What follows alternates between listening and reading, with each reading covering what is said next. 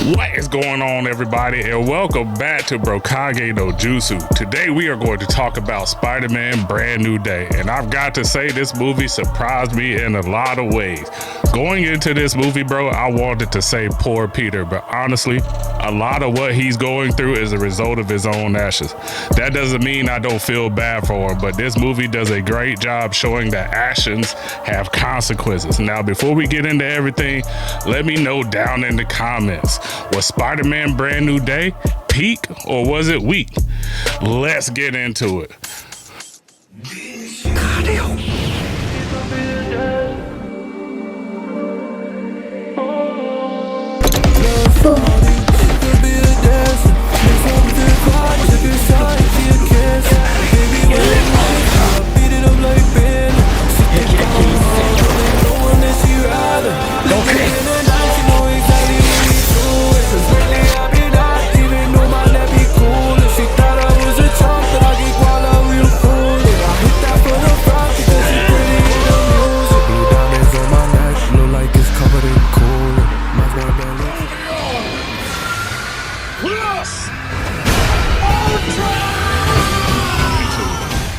Right from the opening scene, seeing Scorpion and Tombstone immediately had my attention. I thought that was such a strong way to kick off the movie. Peter has completely thrown himself into being Spider-Man after losing basically every support system he had. Ned, MJ, and of course, Aunt May.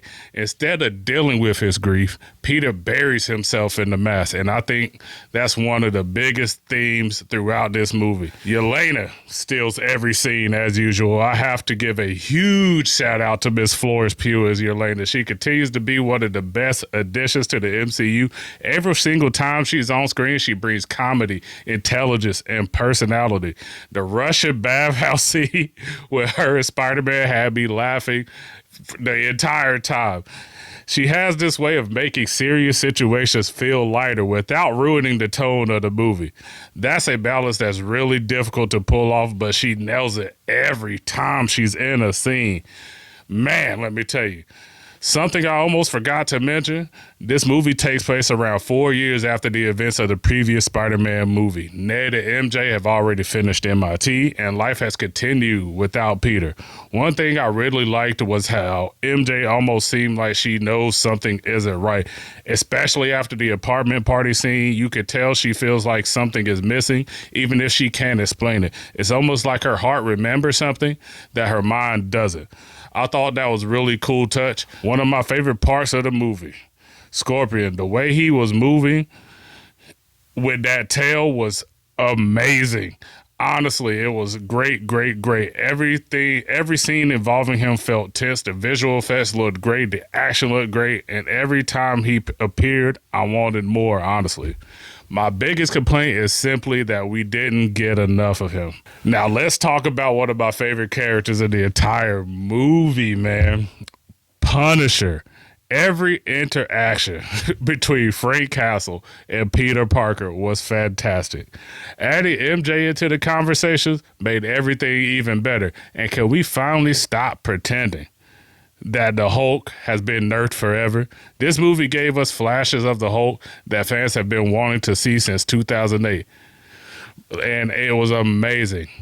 But we also have to talk about damage control. Ever since damage control was introduced back in Tom Holland's first Spider-Man movie, they've slowly become more and more of a fucking issue. And this movie continues that trend. At first, it looks like Jean Grey might actually be the villain. But then you find out the real threat isn't Jean at all. It's the shady government agency trying to control her. They kidnapped her sister, experimented on her sister, tried to harness her sister's power to trying to weaponize her and Jean. It's the same story we've seen so many times. A government agency thinks they can control something they don't understand, and it completely backfires and blows up in their fucking faces. Boy, but let's talk about the fight with the hand. The moment I realized they were bringing in the hand, I got excited immediately. That entire fight sequence was choreographed. Mwah. Every punch, every moment, every transition, it all flowed perfectly. Then when the inhibitor was finally removed and Peter finally unleashed his full power and let his powers fully evolve, the scene hit even more. Not just because of the absence, but because emotionally it represented finally letting go of the grief, the stress, and the pain that had been weighing him down the entire movie. But one of my favorite emotional moments, probably my favorite emotional moment, was when Ned and Peter were reconnecting towards the end, and Peter went to dap him up, and Ned's muscles kind of remembered their handshake. Oh, God, it hit me in the feels. I won't lie, man. It was such a simple moment, but it carries so much emotion.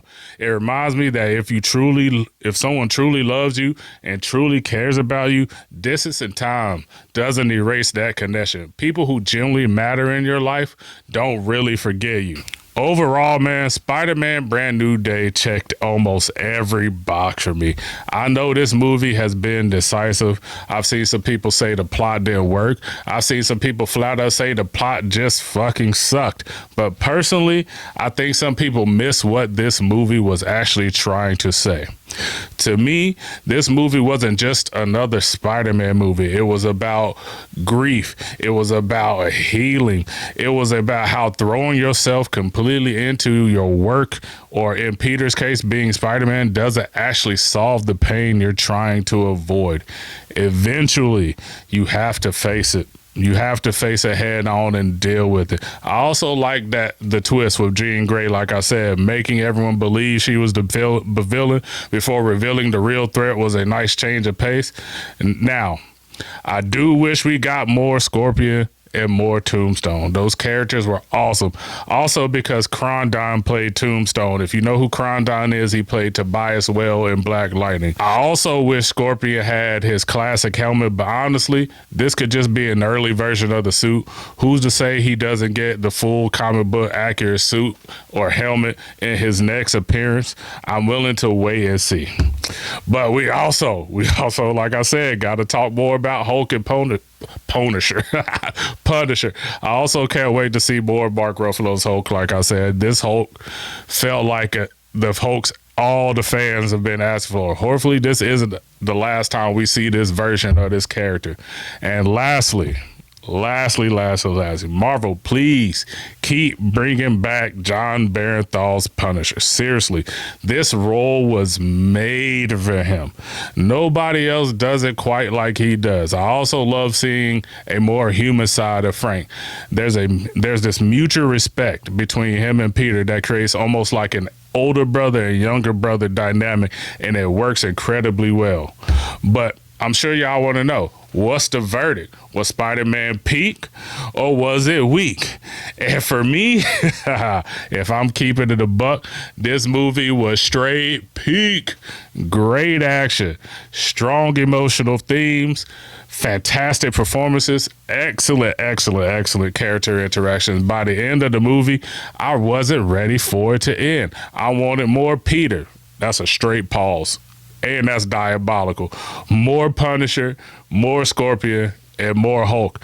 Honestly, just more of everybody who was involved in this movie. And to be honest, I need way more Yelena. Way more Florence Pugh / Yelena in MCU movies. But Spider-Man's future is looking very bright. If you enjoyed this review, don't forget to like the video, subscribe to the channel, and hit the damn notification bell so you don't miss out on anything coming down the road. And now I just want to hear from you guys. Did you think Spider-Man Brand New Day was peak or was it weak? Let me know down in the comments. Thank y'all for tuning in, and I'll catch y'all on the next one. I'm out of here. Deuces.